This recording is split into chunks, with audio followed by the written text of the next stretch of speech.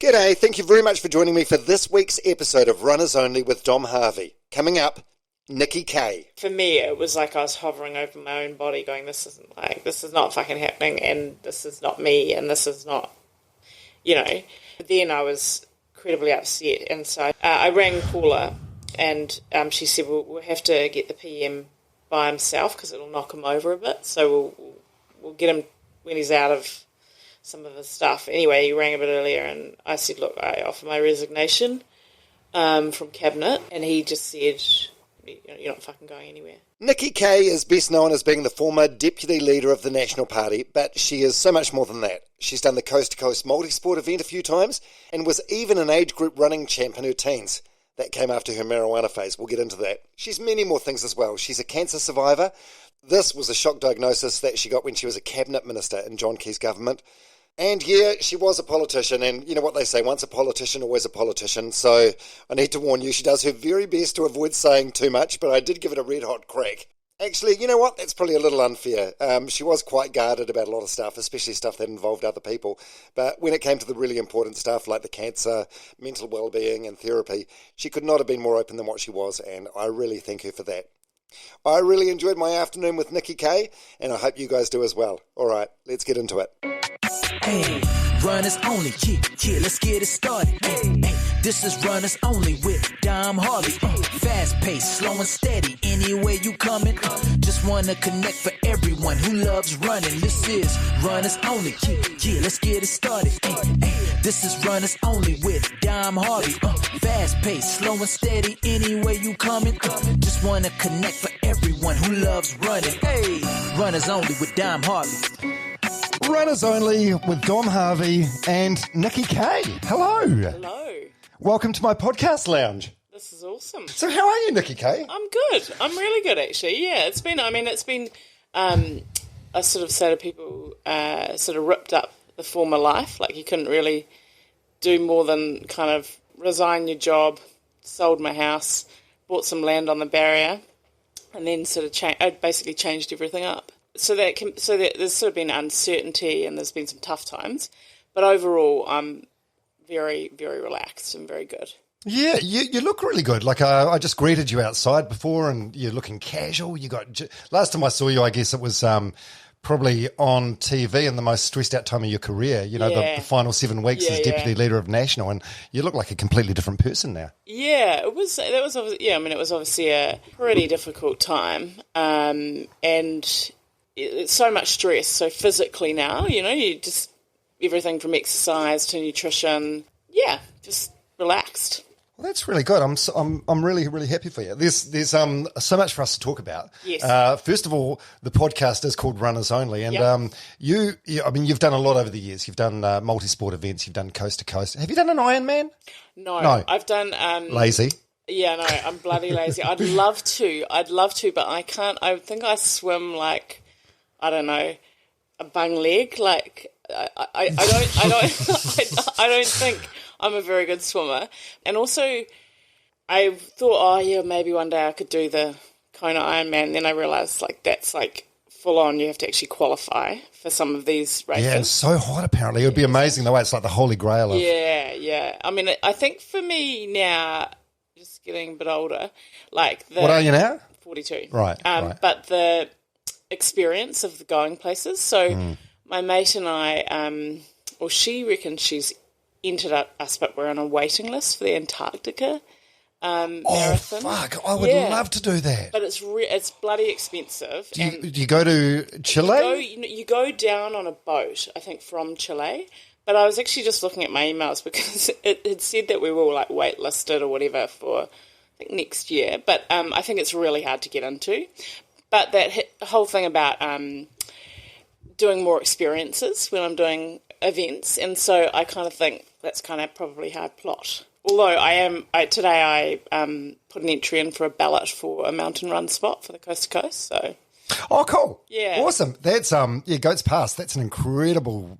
Yeah. Well, it's not really a run, is it? It's like scrambling over rocks and going through rivers. More of a climb, swim, depending on the conditions. I think I was just trying to think how many times I've done it. I've done the run because 4 times.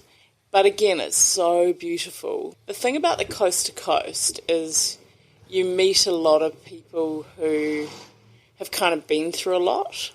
Like I remember I was running at the bottom of Goats Pasture across the boulders through the river, and I saw this glint in the distance, and I was feeling very sorry for myself. You know, you feel the pain, you feel the burn, and I saw this guy, and I got closer to him, and he had one leg, and so he was going up Goat Pass with a metal leg. Oh, like a metal stump sort of thing. Yeah, he didn't make it, I think, that year, but at other years I think he has made it. But it just sort of... Unreal. It's that kind of race where you meet incredible... Yeah, it gives you some perspective. It does. Yeah. It does. And, like, I meet people who are, like, they've had a divorce or they've, you know... I had no idea about this, but you were no slouch, like, when you were at school. You were, like, the Auckland or the New Zealand 3,000 metre champ? Auckland. What sort of time? Can you remember your time? What, like 10 minutes? Pass. Right. How do you not remember that? That's a hell of an achievement. The thing is, I think I actually came second, but the other person was disqualified. Drugs. Yeah, I don't know, and then I bumped up to Right. So, not that that's a defence for not remembering my time. Yeah. But yeah, I mean, I wasn't. I was pretty naughty at school, and then basically, I don't believe that. I was actually. You were head prefect at one of yours. But I was naughty like when I was 13 or 14, and actually I went to my principal and said, "Oh, I'm going to leave because I'm kind of over this or whatever," and she said, "I believe in you," and that's when I actually sort of started running, and that gave me quite a lot of confidence. Right. Yeah, it was sort of running gave me a level of confidence in life that I hadn't had before. Well, what's Nikki Kaye naughty? Like, were you beating younger kids with a beard leg? No. Topical. No. But I did. I think when they went through all MPs and asked them, you know, have you ever smoked dope or whatever, and I said, yeah. And then they're like, what age? And I said 14. And then the headline was Minister or Associate Minister of Education smoked marijuana at 14. So it's like, I mean, I was naughty. Right. But but everyone sort of experiments, don't they? I mean, that's probably quite young to be smoking weed, but yeah. I don't know. I feel like that wouldn't even be a big deal now. Like a big deal, obviously, when you went into Parliament, but less of a big deal now? I don't know. But I mean, I think I was just a bit angry with the world, really, at that point. Well, why? My parents split up when I was quite young. Okay. And Well, how young? 7. Right. And Do you at that age? Do you have? If it happens when you're older, it means more, or is it like it's quite exciting, a novelty thing at 7? Like you get 2 houses, 2 bedrooms. I think everybody's different. But it was pretty tough, and so I didn't see that much of my dad for quite a long time, yeah, I mean, it's sort of, I remember it being pretty tough. There's a lot of things that went on. And so I think in my sort of teenage years, I had grown up pretty quickly. That's how I'd look at it. And I just sort of felt no one really understands me, which is a lot. I mean, I think a lot of people go through. I've got nieces and nephews. Yeah. And I was saying, look, I think the biggest thing in life that I've learned is that being able to cope with change. So it's not always going to go your way, but how can you deal with uncertainty and be able to kind of, often there are sort of transitions in life, and deal with that change. Yeah. Yeah, so I mean, it's sort of a bit of a cheesy way to look at it, but I'm grateful for a lot of the things that have occurred, because I think you kind of, you often, if you've been through any pain, you have more compassion. Often. Oh, and it probably gives you some resilience as well, I guess, to a degree. Totally. Why did you not see your dad for a while? Were things just super strained with him and your mum, or was it like a taking sides sort of thing? Or well, they've only spoken a couple of times since I was 7. Oh shit, is that right? Yeah. How many kids do they have together? 3. Fuck, that's sad, isn't it? Yeah. Well, it is what it. It is what it is. Yeah, you can say it. Don't roll your eyes. Cheesy, but no. Yeah, I mean, Dad has been married several times, and I have a lot of half siblings, full brother, full sister, and so yeah, it means, I mean, there's a whole lot of other richness of of relationships that have happened as a result of that. For instance, at the moment I've got Claudia and Amy, who are my little half-sisters, and then I've got Kate as well, and Jamie, and Rebecca and Simon, Australia. So, you know, it's you get a whole lot of other richness that comes from it. And you're good with the old man now? I haven't seen that much of him over the years, but I was sort of brought up more by my stepfather, right, who my mum's been with since I was 10, and he's been pretty incredible in terms of my life. So, you know, it's a typical mixed family. There's complexity around all that stuff. But I certainly think it helped when I was in Parliament, because I think I could see a lot of different family situations, and when you've got that larger extended group, usually you've been through something along those lines. And then my stepbrother. He's incarcerated in the States or something. Yeah, that's right. So that's been pretty challenging. But again, it's been remarkable, because when you're in the public eye, I think a lot of people are interested and they come and talk to you about that stuff, and it's amazing what they share as well about their family. And I think my experience is all families have some stuff going on. 100%. Yeah. 100%. And that sort of vulnerability, I guess, is key. And when people know this about you and they know you're not perfect, they feel like they can share some of their intimate stuff with you. So, Totally. So what happened with your stepbro? He got in trouble in the States and then he stabbed someone in jail? No. It's all sort of reluctant to go too much into it, part because there's still court stuff happening. But they don't fuck around with their sentencing over there, though, do they? Yeah, but it's a very difficult situation. Yeah. It's always... if something really tough occurs as well, the scale of impact. So obviously you've got a person who died, their family, you've got my mum and Neil. There's just such a ripple effect of people that are impacted. And so, and that sort of all occurred within the same sort of year that I was diagnosed. So I with breast cancer. I do say to people like my mum has kind of been incredible, because I look at the things that she's sort of dealt with in life, and I think and often these things do happen in short order, don't they? They sort of they say like bad things happen in 3 or whatever. Yeah, when it rains it pours. Yeah, of course. But I feel, again, you just got to be able to accept that, as my grandmother used to say to me, everything passes. Yeah, it's a good one. This too shall pass. Yeah, never stays rainy forever. Yeah, it is amazing. Like, I didn't know her that well until later on in life, but you know, she had been through war. She had seen my grandfather pass away. Her son had died. She'd been through a lot, and she sort of was pretty amazing in the latter years of her life. She lived to 96 to just keep stressing that everything does pass. Yeah, the older generations, it reminds me of my grandparents. Like they seem more resilient, or tougher than what we are. I don't know what that is. Maybe it's going through wars or depressions or things like that, or I don't know. Mental illness just wasn't sort of a thing, or wasn't allowed to be a thing.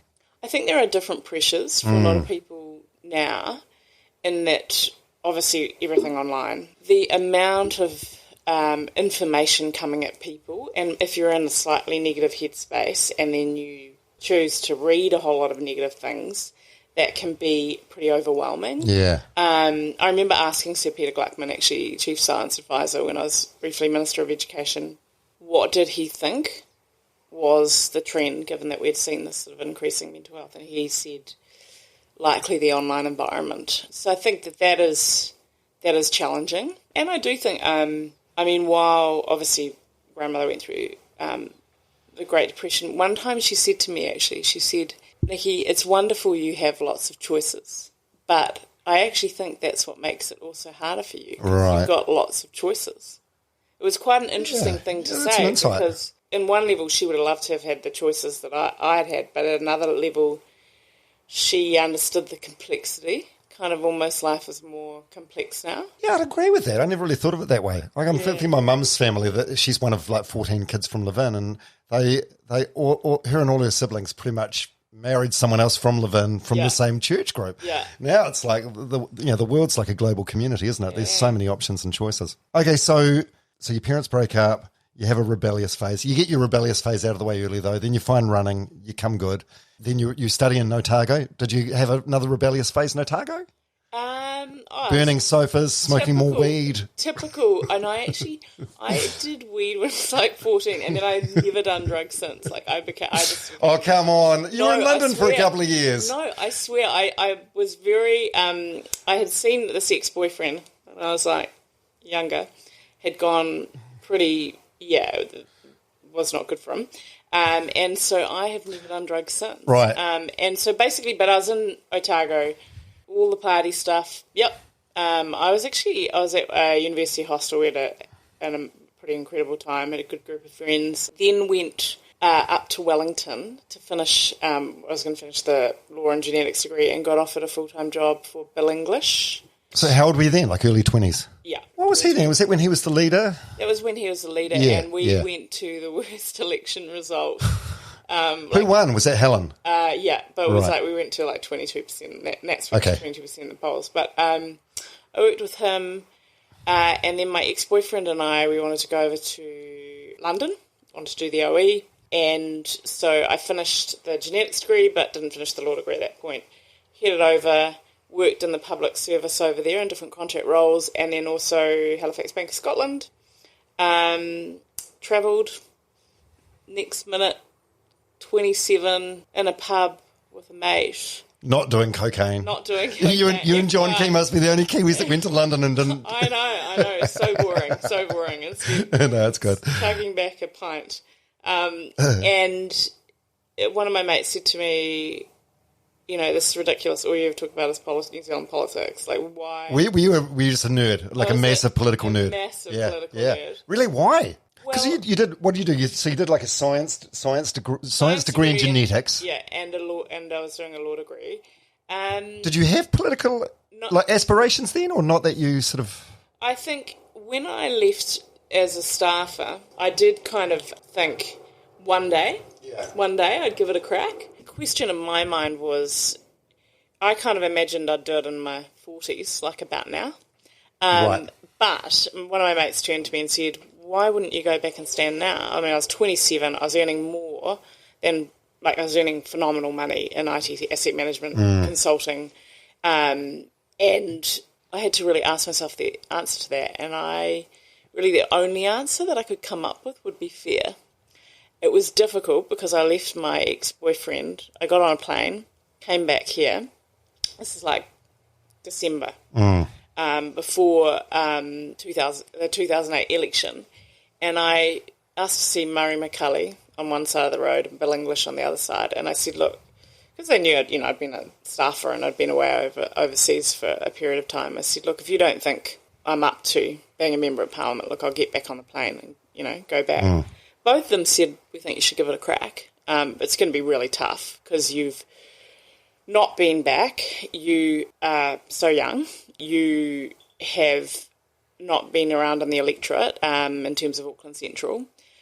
And then I sort of bet Jackie Blue and others. Oh, so you didn't slide in on the list? No.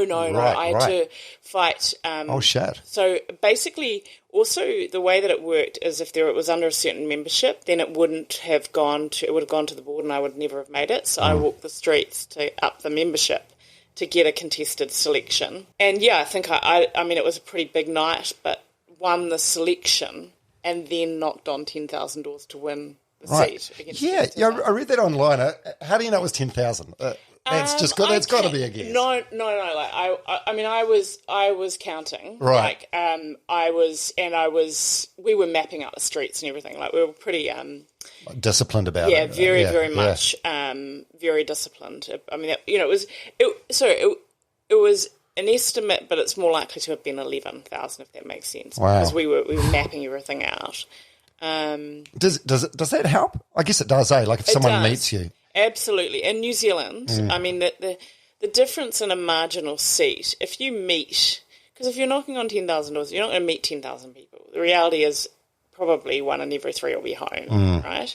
But if you meet, when it comes down to 1,000 votes, if you've met a couple of hundred extra people and they've got 3 friends, like, it absolutely makes a difference. Yeah, except from where I'm sitting now, over the road at Victoria Park, there's a whole lot of like signs for people that want to be the mayor of Auckland. Yeah. And I don't know, they all look nice in the photos, but if you met one of them and they seemed like a good person, you'd probably vote, I guess, regardless of policy necessarily. I think when you're an unknown, certainly that can make a difference in terms of, particularly if people want change, and it was kind of a change election. Yeah.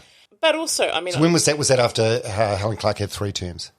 That was in 2008, so yeah, because I came in 99. Right. Yeah. Well, did you see some interesting sights with the door-knocking journey? Yeah, I mean, you're tested on everything. I mean, you get the dressing gowns. I mean, I didn't get anyone naked in that. Oh, is that right? What? 11,000 people? Not in that election. I've had some interesting Who's answering the door naked, though, eh? It's interesting experiences. But the thing about it is I consider it as well, that was a massive training exercise, because I often meet with people who want to stand, and my main message to them is I don't think it matters what walk of life you come from. People say to me, oh, should I do this degree? Should I do that degree? I'm like, look, in our cabinet, in one of Key's cabinets, he had solo mum, woodwork teacher, I was considered a career politician, $50 million investment banker. But the best cabinets, in my view, have people from lots of different walks of life. But the key thing, in my view, the people that kind of rise to that cabinet level, they have a strong sense of who they are and what they want to deliver. And some people get that really young. And I do believe that my door knocking, if I didn't know what my position was on abortion or drug reform or other health and education, I certainly, over those months, had to work it out bloody quickly. Yeah, it's probably good. I didn't think of it like that, but it's probably a good training exercise, thinking on the spot. Well, but also people give you their view. If you're a good politician, people give you their views. And I say to people, you know, what do you mean? Can you elaborate on that? What do you mean if you're a good politician? Well, if you're a good politician, you listen to people. Right. And you're a magpie, because the best ideas for public policy, they don't come from people sitting in the beehive. They come from the person on the doorstep that says, hey, look, I am an ear specialist, and I happen to think that cochlear implant, I mean, this is just an example, cochlear implants need to be better funded, or, you know, that's where the best ideas come from. It comes from people who are working in particular sectors. Or, yeah. So. You get the feeling, I don't know, from someone that's never been in Parliament but just follows it, not closely, I guess. It just does seem like there's a lot of sociopaths or narcissists in there that wouldn't necessarily be good at listening. Yeah, I think I do have faith a bit in the system, though, that those people get shown up eventually. Right. In part, like, I often tell the taxi driver test. Often I've gotten a taxi and people said to me, oh, can I just tell you about this MP that I just dropped off or whatever? Then you realise they're probably saying the same thing about you. Yeah. So it is like there's just small degrees of separation. So generally I think people get found out in a small country. But I do think there's a need to ensure that we continue to do more and more to encourage people from different walks of life to stand. And the Nats have had issues with diversity, and, you know, it's been pretty widely canvassed. But I think it's not just about diversity, it's different walks of life. That sort of annoyed me a little bit on your behalf, actually. This was towards the end of your time in politics. So there was Simon Bridges and Paula Bennett, leader and deputy leader, both Māori. They didn't do well, so they were replaced, and it was Todd Mueller and you. You were asked about Māori, and you said Paul Goldsmith's a Māori, which was just like a slip of the tongue or an accident or whatever, faux pas, whatever you want to call it. Yeah. But shit, you get reamed for that stuff, don't you? Yeah, it was an interesting time. I mean, again, I've been really careful about what I've said publicly because I haven't felt it's ever useful to. I'd feel good for about 24 hours, but it's selfish. But it wouldn't be good for everybody else if I ever kind of went into that sort of detail. But yeah, it's a podcast. No one listens. The media can blow stuff up. But my experience still of the public is they're pretty fair. So I've actually had a really good experience. So that was, I was obviously advised by someone in hindsight. Well, there's more to that bit, but whatever. But Bygones. But in hindsight, we had issues with diversity. The media were going to highlight that, and it just so happened I gave them a moment to do that. But the broader issue was actually, in my view, the Nats have to do better in terms of breaking down barriers for selection. Yeah. I think Christopher Luxon's actually said that recently. So you kind of have to, sometimes you've also got to take one for the team, and there's various moments in politics where I have done that, and no one ever really knows what goes on behind the scenes. You just got to suck it up. There are a number of times as well, you've got to, if you're in the leadership position, you've got to own it. Like, a lot of people run, and ultimately I got that wrong. You got to kind of own it. God, it must be a rough couple of days though. Yeah, well, it was a pretty unusual situation having Todd have a medical event like that. So it was like anxiety attacks. Yeah, I mean, he's used those words. Yeah. Were you aware of it at the time, the extent of it, or did he manage to sort of have a pretty good mask on? Yeah, I mean, I think it's just, and I think, obviously Todd's spoken publicly about it. I was made aware effectively when he was resigning. I mean, I knew he was under stress, but I didn't know that the extent. Yeah. But also because it was such an unusual time, we were both on the road. So we didn't actually see each other that much because it was so close to an election. What I would say is I think, there's been a range of reviews around the parliamentary precinct, but that need to ensure that there's just a better environment in there. I think you can work long hours, but I used to say to people, for 12 years, I was working 100-hour weeks. Were you really? So yeah. what did an average day look like? Is this in the early years when you're a backbencher, or is this when you're in cabinet? Is pretty much right through, because I was in a marginal seat. I mean, my inbox, the nature of Auckland Central as well, it was pretty just relentless. There's always people in Central City, and then you've got Waiheke Barrier, the Western Bays, and then obviously as a cabinet minister, and then moving through the ranks, and I was always focused on policy. So it was an absolute privilege, but it was pretty full on. I mean, bowing out it's sort of like a completely different life, because initially I was like, oh, hang on, I should be dealing with stuff. Yeah. The sort of steady stream of people always wanting information or you do something.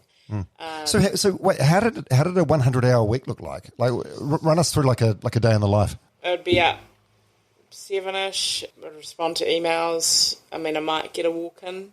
If it was caucus, you'd be there for procedures, which is like the pre-prep prior to kind of questions. Then we would go through like a question session where you bid for a question. If you had a question, you'd be preparing that until the questions were lodged. If you didn't, you might have various meetings with stakeholders.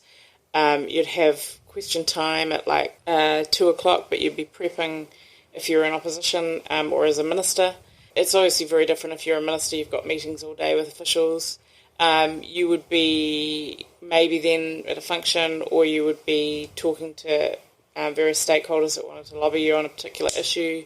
Then you'd be doing policy work, often in the background, either in opposition or as a minister. I mean, there'd be times when I wouldn't have left the beehive until midnight. Really? Yeah, absolutely, because of the amount of paperwork. So, like, when I was Minister of Education, like, you'd have an inbox of papers to be reading, policy papers, cabinet papers. Oh, my God. Why would anyone want to do it? Well, because it is incredibly rewarding. Yeah, last year, I think I was walking along the street and this guy was like, Nikki. I was Associate Minister of Immigration for a period, and I had helped let him come into New Zealand. And so, he was pretty emotional. You get to change the trajectory of a person's life, or you get to, I mean, like, I bought in connecting all schools to ultra-fast broadband, and also, like, did a lot in school infrastructure. You'll change a community with some of the things that you do. So it can be a lot of highs, but then there's also lows, because there were a number of situations where I couldn't help people. The answer was no. Yeah. And so for their life, they may have a pretty negative view of you, but yeah, so it can be a lot of highs and lows, basically. When you entered as a fresh-faced 27-year-old, I'm guessing you had aspirations to be PM. Yeah? I feel like most people that get into politics probably aspire to that. I think it was John Key who said most people do. I don't think I thought I wanted to be top 5. In part, like I imagined being Minister of Social Development or Minister of Education. In part, like my stepbrother had been challenging, and I just wanted to, I was very focused on social good and social policy. But yeah, I didn't think it was impossible, but more I was sort of focused on that top 5. And I certainly wasn't going in there to be a backbencher. Like, I was, wanting to be able to make the greatest amount of change that I could. Yeah, in your early years, some people called you high maintenance or obsessive. Yeah. Well, I guess on the high maintenance... Just driven? On the high maintenance thing, I would say I don't think I've met a woman in politics at senior levels who hasn't been called high maintenance. Right. And I do think... That's sexist. Some of it is misogynism. But there are times, absolutely, I've been high maintenance. And that's in part... Like I do get... And you always sort of learn in life what your weaknesses are can also be a strength. So it's like my superpower can be when I get focused on something, deliver it. And inevitably that can mean that's particularly frustrating for some people. So look, I'm not perfect. I certainly think I don't reckon I manage stress that well at times. So I definitely think I've got better.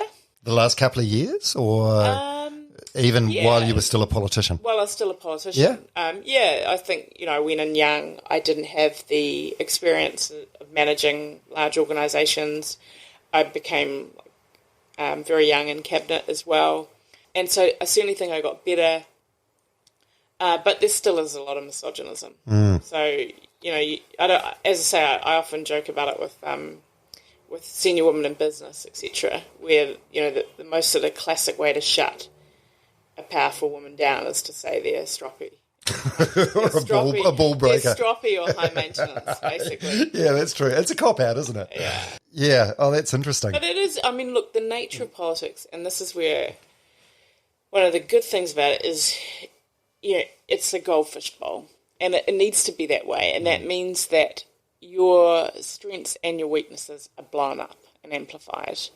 And focused, obsessive, whatever, yeah, sometimes I can be. But the advantage of that, I think, probably post, is you've kind of been through the SAS of kind of personal lens, and if you can learn from that, and certainly that, no one gives you an exit interview, well, the media give you an exit interview, but no one sits down like other jobs and gives you a decent exit interview, and I've had to do that myself with friends and other people who've been in there, and I've said, be brutal with me, what was good, what was bad.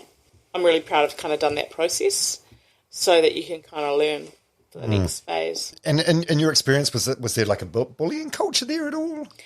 Or was it just one of those... the Debbie Francis review is an independent review that has come out in the last few years, and I do think it highlights a range of bad behaviours, and I think it's got to change. Whenever you get large amounts of power, as you do obviously in the House of Representatives, and you get egos, and you get competition. Right.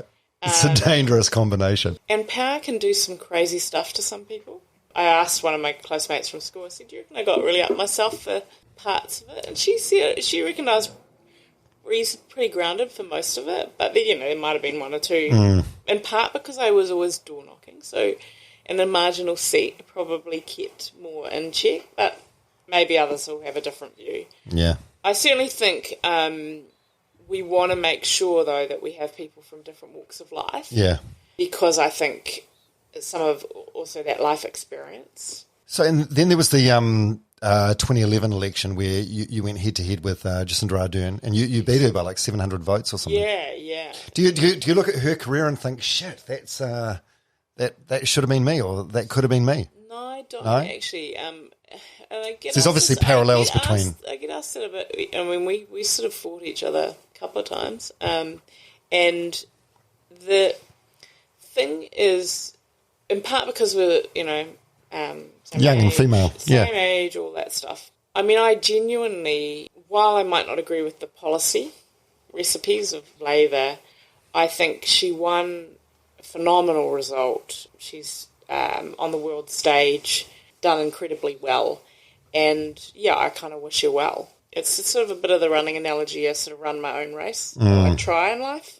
And actually, I've read every possible self-help book you can possibly read. How much Brené Brown have you got in your library? No comment. Oh, God. But I do think I'm pretty good at, acknowledging where someone's done well and they've run their race. Well, comparison's the theft of joy. I like that saying. I think that's very true. You just can't. Who are you still? Are you friends with any? Like, how does it work? Like, are you sworn enemies with anyone from other parties, or is it? No, I mean, different MPs operate in different ways. Right. I was never very tribal in the sense of. I feel that's maybe a new school mentality, eh? Yeah, I mean, I just sort of deliberately, when I bowed out, in part because it was a pretty difficult time, but also because my whole life was politics. I've been involved in the National Party since I was like a young nat, which was like 19. So half my life. And so in order for me to be confident, you work out what what your identity is, I needed to just cut a bit. And I think that's really healthy. Must have, after that long being involved, must have felt like a weird breakup in a sense. I was probably on the spectrum in terms of I just got involved so young. So I needed to really disconnect. And actually because I'm younger bowing out as well, the chances sort of having, focus on education technology, another crack at another life, another career. Yeah. The cancer diagnosis in 20. Did that give you some sort of perspective? Like, fuck, what am I doing with my life? Absolutely. Yeah. And look, I've been really public about the fact my health is not perfect. Still now. Still not perfect. Yeah. But I was really I never talk about kind of the detail, but it's never been perfect, even from 2016. So. Yeah, so let's go back there. So September 2016. Do you think some of it was brought on by? I mean, there's no way of knowing, I guess. But in your heart, do you think some of it was brought on by doing 100-hour weeks? Yeah. The stress. The thing about cancer is, lots of people know, they can work out, they can diagnose and do a biopsy and work out what they think is the best combination to treat you, but they often don't know what the hell caused it. Was it stress? Was it genetic? Yeah. Was it, but I do think if I was going to have a guess, but who knows, it was more likely to do with that combination of stress and but who knows? I mean, it wouldn't have been helpful. Sure. It wouldn't have been helpful to have that amount of stress. And we know the connection between stress and lots of disease and stuff now. So did you know something? Did you feel unwell, or were you good at? Did you do regular self-examinations? Basically, I was bloody. It was bloody a miracle that I found it. I just never have checked myself ever. You go for a yearly mammogram, or no? I was only 36. Right. So mammograms, I was too young. So I randomly, I had been feeling a bit unwell. But I sort of went like that, like almost kind of just like moved the bra or whatever, and went, what the hell is that? Like what sort of size are we talking? Just like a bump. And, right. It's weird because I just I had this sort of terrible sense in my, I remember crying, and then the next morning I rang my uncle, who was like, GP, and I said, I found a lump, and he said, you need to get into a GP today. And I went into the GP, and she said, oh, look, and you just, the tone of her voice, she was like, if you cried when you found it, you must have like known deep down, I think. I knew something was bad. I just didn't. I mean, I didn't know anything about breast cancer really. And then she said, "Look, there's actually several lumps." But then she said, "We need to get an ultrasound." And at that point, I was thinking, "Oh shit, this isn't very good." But they rang. I can't remember. They rang a provider. This is on a Saturday, and they said, "Oh, you're pretty young. You're too young. We'll wait till." Sort of early next week. It's funny how they do that, But then also I had a big paper at cabinet, like a big civil defence emergency paper. So I was like, I'll just come back on the Tuesday and get this stuff looked at. So how can you focus on doing a... I know. It was actually... Do you look back now and go, what an idiot? It was a crazy time. It was actually it was quite a very important civil defence paper. Was that like a nice distraction maybe? Something to focus your mind on? It was kind of like I felt I needed to be there, but it would have been a day in it, right? And so anyway, but I was not in a good headspace. I mean, I did what I needed to do. I came back and I rang John's Deputy Chief of Staff, Paula Oliver, and I said to her, "Hey, look, just to let you know, I'm just having some tests. Probably be nothing, you know." But then they did the ultrasound and then they sent me into another room. And suddenly they were doing more stuff. And they took a biopsy. And then basically I went to see a breast person. And, they said, "You got breast cancer." And that's where I tried to resign. So how do they tell you that? Like, do you have a support person in the room with you? I took my sister. Actually. My sister went to pretty much every major medical appointment at that time. When you hear that news, do you break down and cry then, or are you just numb, or sort of like for me, it was like I was hovering over my own body, going, "This isn't fucking happening. Like this is not fucking happening, and this is not me, and this is not, you know." And then but then I was incredibly upset, and so I tried to. I rang Paula. And she said, "Well, we'll have to get the PM by himself because it'll knock him over a bit. So we'll get him when he's out of some of his stuff." Anyway, he rang a bit earlier, and I said, "Look, I offer my resignation from Cabinet. You have my resignation from Cabinet." And he just said, "You're not fucking going anywhere." Oh, that must have made you feel so good. Why did you want to resign? Did you just think, I need to focus on... Well, no, I thought it was the right thing to do. Right, because you didn't know how long it would take, or... Well, I just couldn't imagine how I could. I just couldn't imagine that he would end up. He took the portfolios, but kept me as minister. And you just think it's the right thing to do. People need running the country. It's such an important job. But I think people don't sort of realise now that sort of seemed more common practice. But at the time, I think he was. Yeah, it was really. It was sort of groundbreaking at the time. Do you think? In a way? Sort of. But obviously that. Practices, I think, continued with other ministers now. But yeah, I mean, it's like my world just kind of broke, smashed. And that certainly, in terms of, and as I say, because the health hasn't been perfect, and I don't go into that, but it has been the most horrific thing in my life, but it has been the most beautiful. How's it the most beautiful? Well, because I'm closer to a range of people that I wouldn't have been close to. Because basically what happens when you get, I think, life-threatening illness is often, well, they think you might die. The word cancer, right? They tell you that they love you, and and you often feel, I've talked about this with a lot of women who've been diagnosed, or people who've had cancer or have cancer. You know, why does it take this sort of worst period to feel the most love? And my stepfather actually had a bit of a medical event lately, and we were in Middlemore in Auckland Hospital. Again, I was sort of sitting there watching, and you see so much trauma, but then you also see incredible love. Like it's so crazy that that's what it takes in life sometimes. Yeah, that's cool. I suppose it's like almost a eulogy in a way, but you get to experience it, and you make it through the other end. Yeah. So what happens? So you get diagnosed and you get told you got cancer. Then what's the treatment like?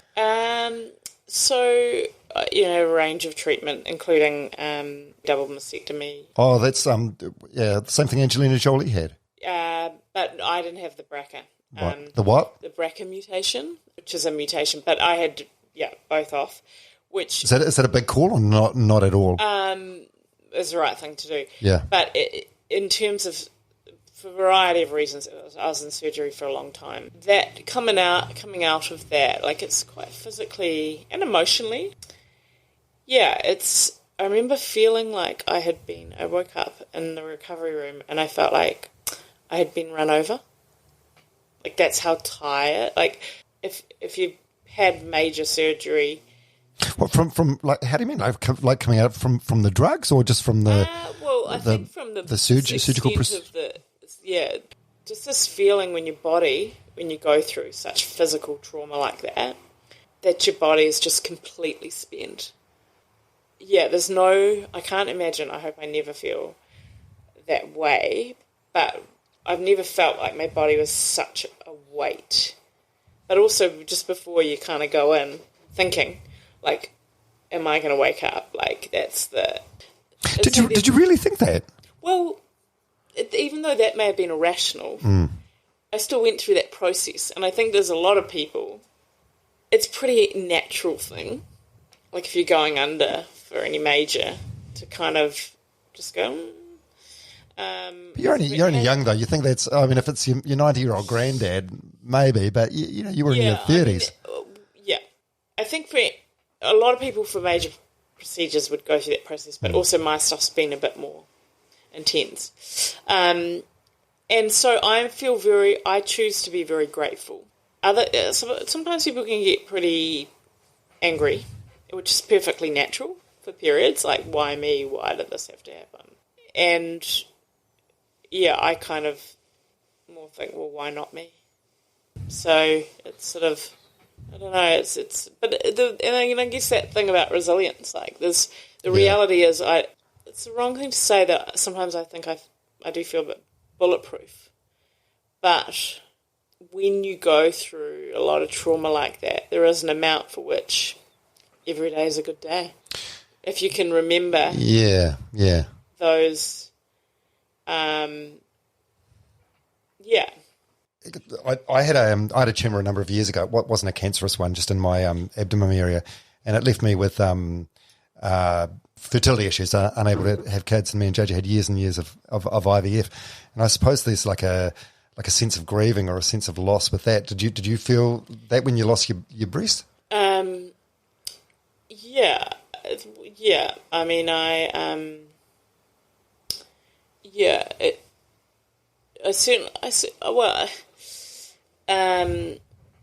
also had my ovaries out.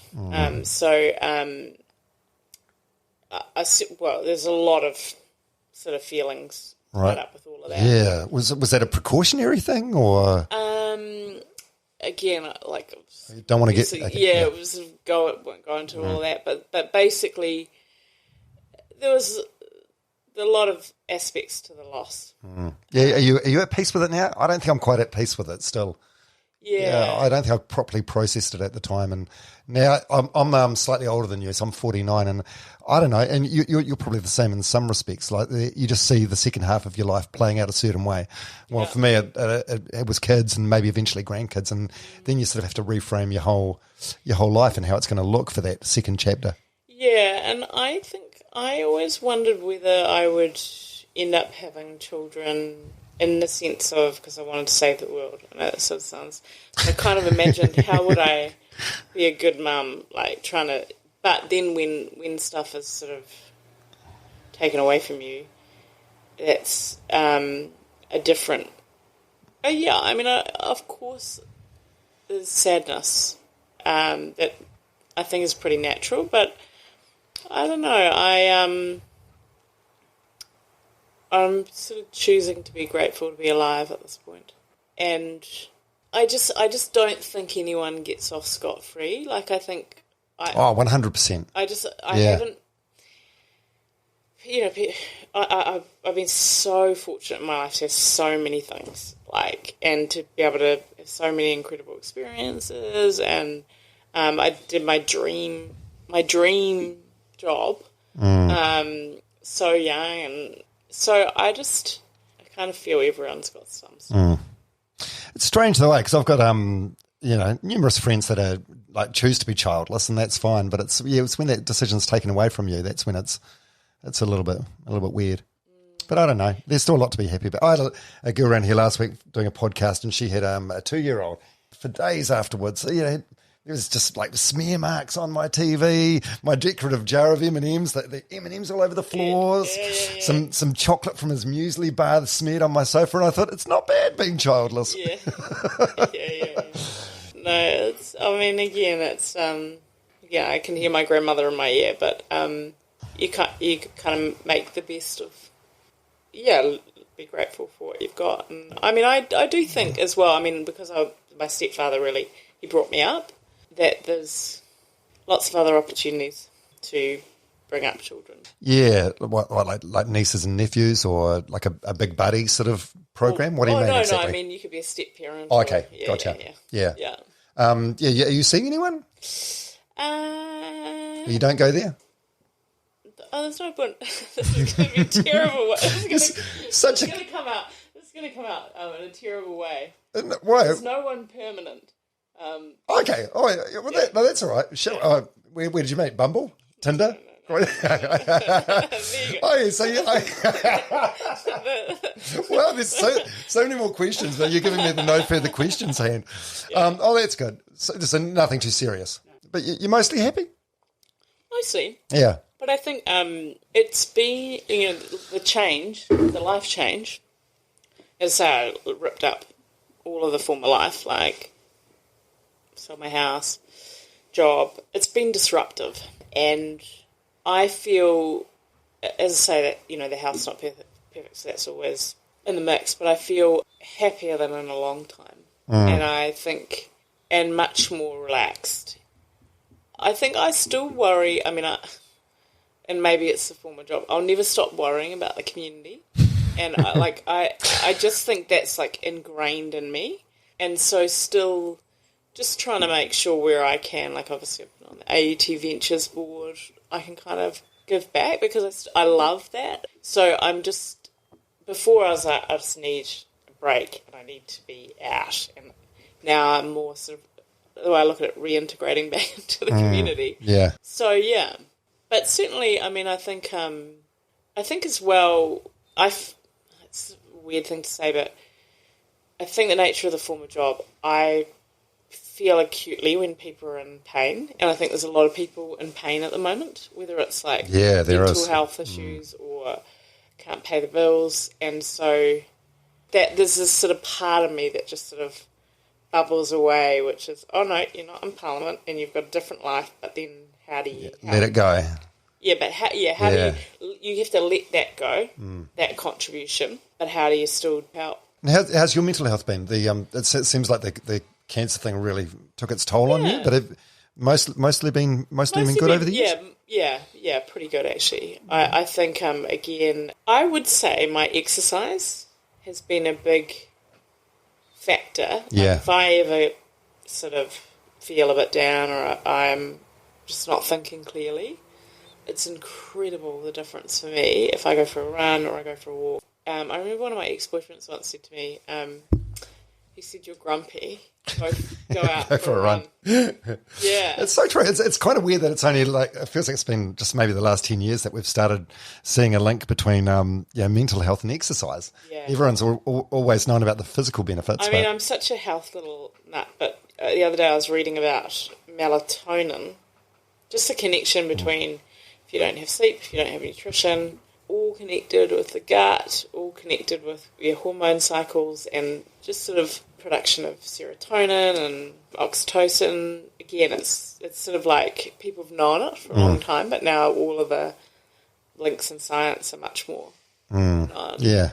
So after recovering from the cancer, you went back to work, and you were at work for like a few years after that, right? 3 years? 2 years? 3 years? I went back in January of 2017. Right. So another 3.5 years. Yeah. So 3.5 years. Yeah. Yeah. was your heart still in it? I mean, I guess it was. Like, you ended up being deputy fucking leader. Was your heart still in it, and you still? Yeah, I mean, I was very. My heart was still in it, in that I became Minister of Education, which was a dream, and that was pretty incredible, even though it was only for a short period of time. I got a few major decisions through around like digital fluency in schools and decile system and stuff. But I certainly think moving through, particularly as well with the leadership stuff, and again, I'm pretty careful what I say publicly about that stuff because I don't want to open old wounds. But I think it sounds like it's on the tip of your tongue. Like there's stuff that you want to say. But I love the self-editing though. It's very good. I think the thing is that I didn't think that I would be in politics for long. We didn't see a chance that Simon was going to win.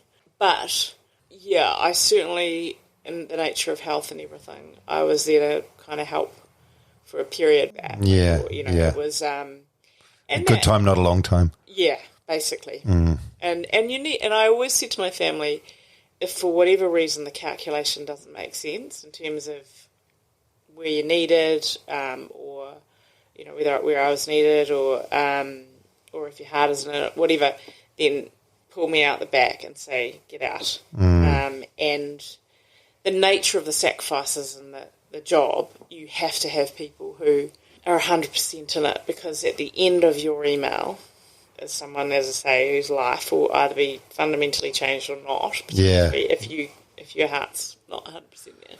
Well, I think New Zealand Parliament was probably lucky to have you for as long as what we did. Seems like you're in it for the right reasons, not the baubles. Well, I think a lot of people in there are. Yeah. But as I say, some power does corrupt. Yeah. And I think that whole issue of the environment and how they can change it to make it just kind of a better environment. As well, there's a thing I worry about with the latest stuff that's kind of played out on both sides of the house is that I hope it doesn't discourage people from going in there.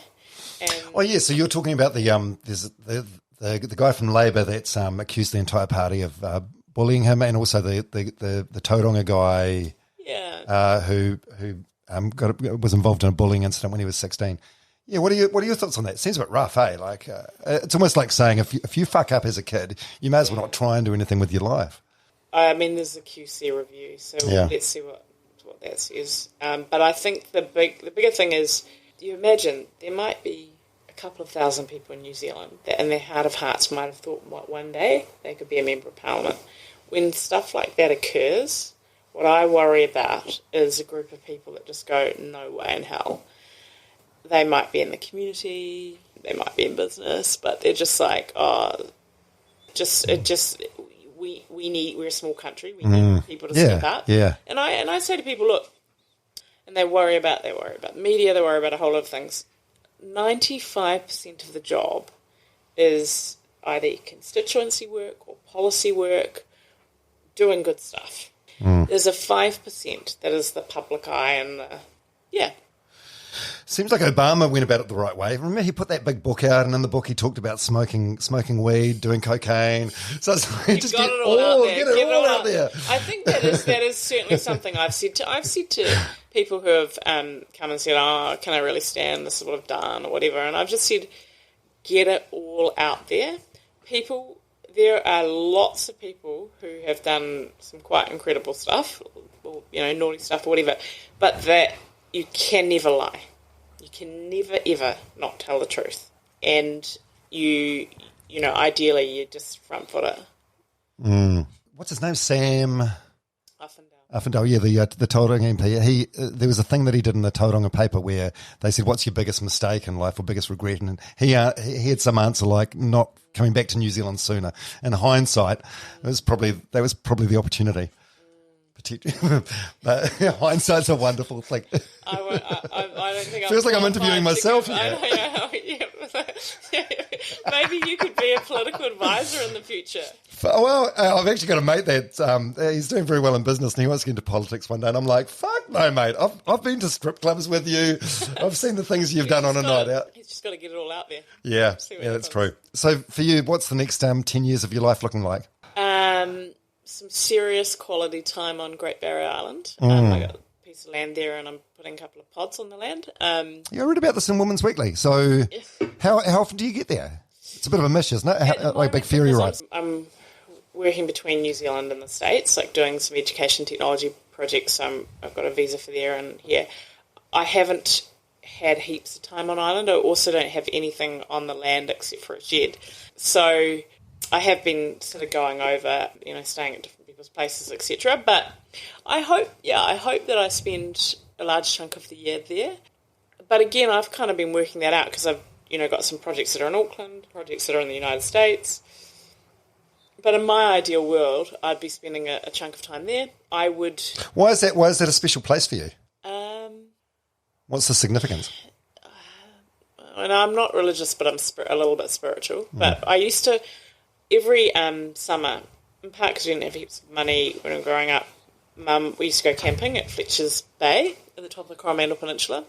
And I don't know, the barriers always reminded me of that.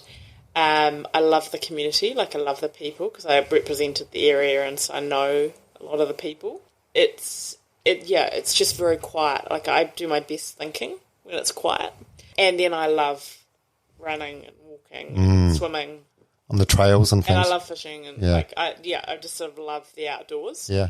Didn't you do a reality show there when you were 17? Yeah, I did. What was that? It's online somewhere, right? It's on New Zealand on screen. Fish Out of Water. What was that? I read about it, but I've never seen it. Well, so when I was 17, they basically took 6 Auckland teenagers and chucked us on an island, Lord of the Flies type. It was one of the first reality, I think it was the first reality TV series, I want to say, in New Zealand.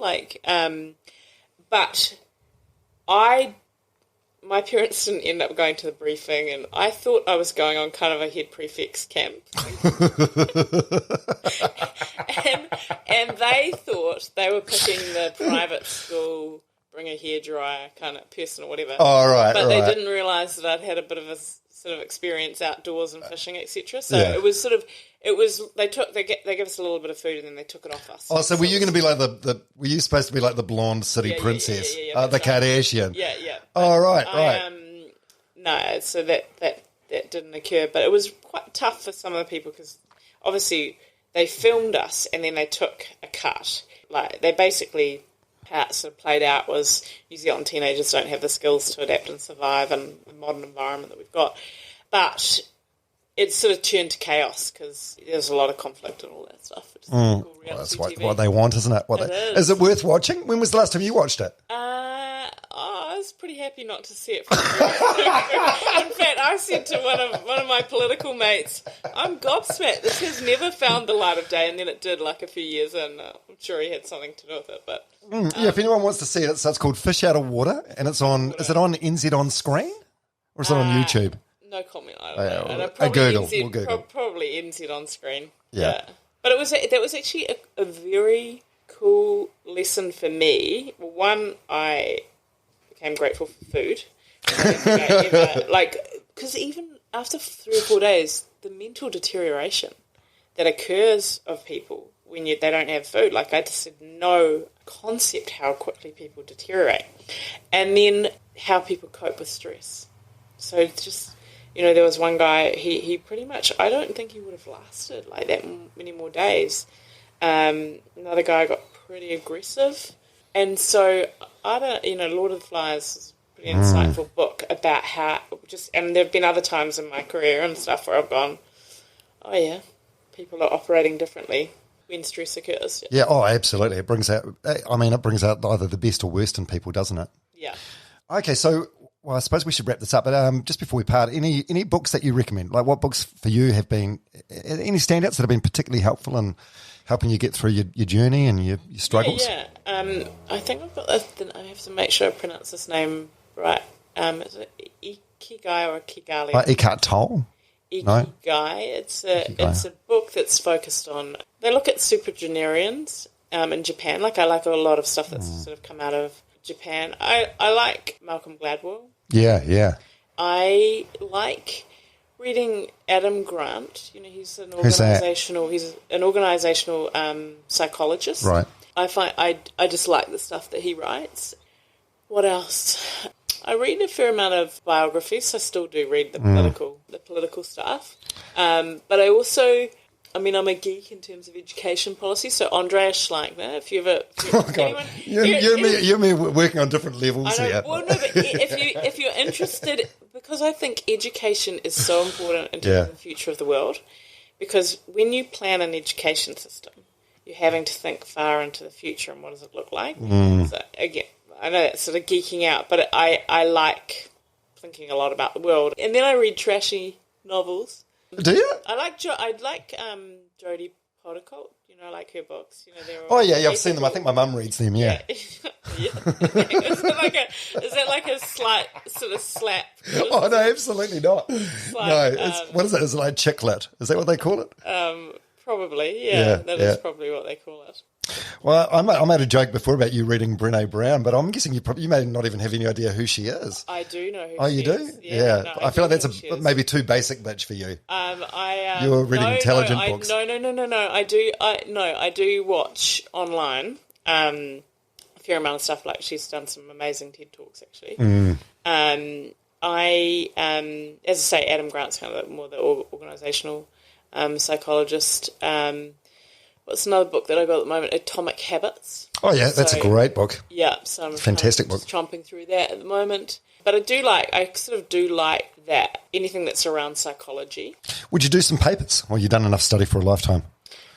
I think I've done enough study for a lifetime. I mean, I'm really enjoying some of the education projects that I'm involved in at the moment. Where I would upskill is in the virtual reality, augmented reality area. So I'm doing a little bit with an American company at the moment, but I'm also fascinated by neuroscience and the conversion with new technologies. So if I did do any papers, it would probably be in the neuroscience area. God, you and your friend with benefits must have some riveting conversations. More chats about neuroscience.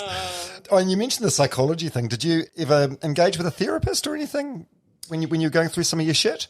You been to any therapy? Or I have. Yeah. Actually. How'd you find that? How many times did you go? It's sort of a lot.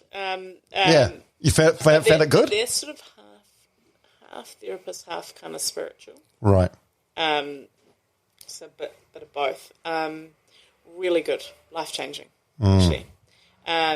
Did you because of who you are? Did you find it hard to open up initially? Like you had trust issues, or they're not New Zealand based, right? Okay, you're going overseas. God, you're going overseas. Yeah, well, I feel like you'd have online. Yeah, right, online. Yeah, okay, course, yeah. No, that's safe space. I mean, it's terrible because there's the confidentiality thing, but of course you could trust that, but it's a mental thing in your own. Well, for a variety of reasons, this person was recommended to me, but and we connected But look, I often say to my mates, like, I think this capacity to do personal work and however you choose to do that, like, obviously professionals have a range of skills. Sometimes people have, like, incredible friends who are able to teach skills of kind of working stuff through. But for me, it's worked and it's been life-changing. Yeah. So I found when I went, it just gave you a different way of like looking at things or a different way of framing things. I think the mirror thing, which is... What's that? Sometimes they are just reflecting back to you what you've said and drawing a few connections. Because you might have been thinking it, but then you suddenly said it out loud and you're like, oh, yeah, probably makes sense. But also this particular person I've seen, she's got an amazing memory. She's like, I think you might have said that. Oh, shit. Yeah, no, I think it's, if you can, do some personal work, it's good. Oh, 100%. I agree. My biggest regret's probably not doing it sooner. I just had this huge fear of going. Really? I know, and it's irrational, really. It's really good. It's like a personal trainer for your mind. But yeah, that's right. You get to talk about this. There's probably quite a lot of stigma, but I feel like there would be, especially in politics. Like you sort of have to be stoic, don't you? You have to. I think hopefully times are changing, but actually, you're right in that we spend a lot of time thinking about physical health, but your kind of mental health, your relationships, and how you hold yourself sometimes when things go pear-shaped. Boundaries. If you're not looking after yourself, but you're looking after everybody else, 100% to everybody else, and you're not looking after yourself, that's not healthy. It's not a. How do you mean? In what respect? Like saying no to things, or just spreading yourself too thin, or? Well, if you're not looking after yourself, then you're not going to be happy long term. Yeah. Probably. If you're getting burnt out from helping everybody else, but again, it had never occurred to me that could be the case. I just thought, that's the life of public service. If I think of the marathon analogy, I would never think it was an intelligent thing to do to not feed myself through a run. Actually, I spend a lot of time thinking about the nutrition and the water that's required to make a marathon work. So why the hell wouldn't you do that for your mind? That seems so obvious too, doesn't it? Yeah. But do you think you needed the health scare to come to that realisation? I reckon probably the way that I am wired, I would have got there eventually, but it certainly happened earlier. Accelerated the process, for sure. For grief and a whole lot, and loss and a whole lot of other things. But yeah, I wish there wasn't such stigma around that stuff. As you say, it's healthy mind. I'm a massive advocate for it, because I had a friend who actually reminded me a lot of myself, and he's a happy guy, and he wore a very, very good mask. He was bipolar, but no one apart from his family knew. And I worked with him for a number of years, and he didn't want anyone at work to know, because he didn't want it to affect his workload or chances or whatever. And he ended up taking his own life. And it occurred to me, it was easier for him to take his own life than it was to speak to people about it and work through it. And it's terrible. And that made me realise, I'd like to think I'd never make a decision like that, but it's like I never thought this guy would do it either. Yeah. So you got to prioritise it. Yeah. So what's next for you in the running? I can't. We've been chatting for so long, and it's been wonderful, Nikki Kaye. But was it on podcast or off podcast that you were telling me about Antarctica? Were we recording then? I'm not sure, but so my mate she said we're on a waiting list again. I want the experience races, so I've kind of also got in my mind something in Africa for a safari, or they tend. They all those ultra marathons. Oh, the comrades! No, I can't run that far. I think 40. Of course you can. Well, yeah, I think I am actually probably best at a half marathon, but a full marathon is kind of where I want to be. Yeah, when you get to 42K, it's like that was longer than the right amount. I always hit the wall at 30K, and think, why the hell did I do this? I just always go through the same process. Oh, but the Comrades run in South Africa, I think it's in Cape Town. It's like 90Ks. Yeah. 90Ks, and they have a cut-off time. I think it's 12 hours, and then the race director at 12 hours stands with his back to the finish line and fires his gun, and if you're not finished in the cut-off time, you know, so there's people 5 metres, 10 metres, 15 metres away from the finish line crying. We see in New York, we were with a girl who had back issues, but they waited for her to come over the finish line. So it just depends on. Were you over there with Catwalk? Yeah. Yeah, right. Yeah. Yeah, they do great work. Yeah, they do. I highly recommend those big mass participation events. Yeah. Yeah, I've done all 6 of the world majors. So there's Boston, New York, Chicago, Tokyo, Berlin, and London, and they're all just epic. What's your favourite? Tokyo's probably my favourite because I broke 3 hours, and it's the only time I've done that. New York's really special, eh? And getting to Central Park and thinking you're finished, and then oh shit, no, we've still got a long way to go. Yeah, but Boston's amazing as well because it's steeped in so much history. Yeah. Good luck with whatever's next. Thank you very much. Thank you. Yeah. On a scale of 1 to 10, how happy are you right now? How happy are you today? 7.5. 7.5. Good. How about you? Maybe a 7. Yeah, 7. I'm pretty good. That's good. I'm pretty good. I'm trying to hustle this podcast and make it a career. There's a lot of fear around that at the moment and uncertainty, but I need to remind myself to be patient and be in the moment and enjoy the process and not get ahead of myself. But it's hard. Yeah. You got to hustle. Hey, let me know when your pod house is finished. Yes, yeah. You're welcome. Come and have a drink on the deck. Yeah, where do your cats live? Are they in the city or are they on the... They've been staying in the city. Yeah. At the moment they're they've been staying in Auckland. But Yeah. I'm trying to work out how the logistics work into how I mean, I think they'll come on the plane with me. Oh, do you take the plane over, do you? Because the ferry, you can get like fares for under $100 to go each way, but like if I'm going over for a month or something, then it makes sense to take the cats with me. But we'll see. As an ex-MP, does Barry Area not give you flight privileges for life? No, there's no privileges like that. People think ex-MP. I mean, wasn't it a thing back in the day? It was back in the day. Yeah, No. Yeah. That's good. Well, you seem like you're in a really good place, and I can't thank you enough for being so generous with your time today. Thank you for having me. Yeah, and thanks for everything you did unselfishly, I think, largely for the country. Don't know why anyone would want to do it, but you did. Thank you. Thanks, Nick. Thank you. Bye. Runners Only with Dom Harvey and Nikki Kaye. Thank you very much for making it all the way through. Hope you enjoyed that. Again, some housekeeping admin. Is that what you call that, housekeeping? I don't know. I don't know if it's housekeeping. I don't know if it's admin, but it feels like the right thing to say at the end.